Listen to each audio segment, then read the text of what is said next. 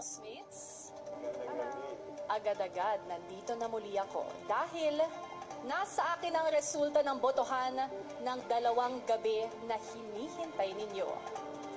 Nakalagay na dito ang pangalan ng housemate na mag-aangkin ng ikalawang lucky house. Kaya, buksan na natin ito ngayon.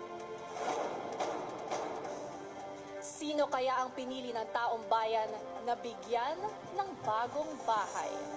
Anong mga katangian ang pinahahalagahan nila sa isang tahanan? Aura, nabili pa sila sa iyong talino? Di lamang sa pag-aaral kundi pati sa pakikisama at pagmamalasakit sa ibang housemates. Cora, nakitaan ka ba nila ng tunay na tapang? Di lamang sa pagsasagawa ng mga tasks, kundi pati sa pagkilala sa sariling mga kakulangan at hangarin na baguhin ang mga ito.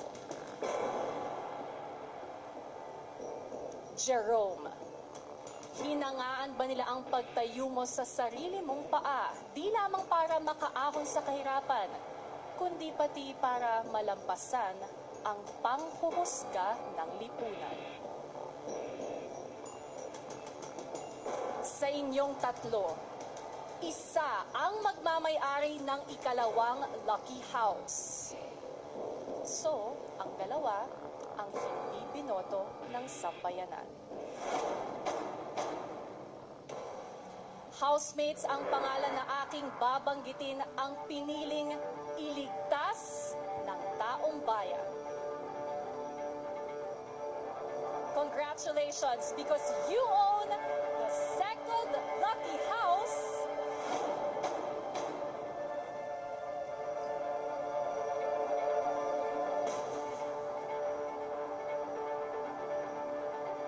Ikaw, Aura! Congrats! Congratulations. Ibig sabihin, Cora at Jerome, maraming salamat, pero oras na para magpaalam kayo sa inyong mga kasama. Thank you, housemates. Kami, not you. See you.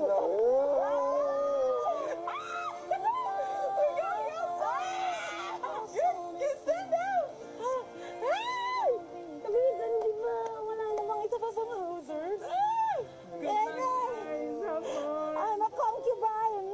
I don't want to be a concubine. You do.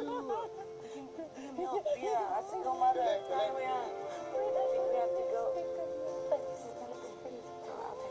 I'll see you outside. Oh,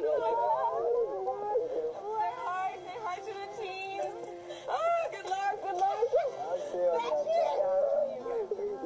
We'll be cleaning. Oh, bye. Wait lang ako. May CR naman bago ako umalis. Good day for CR.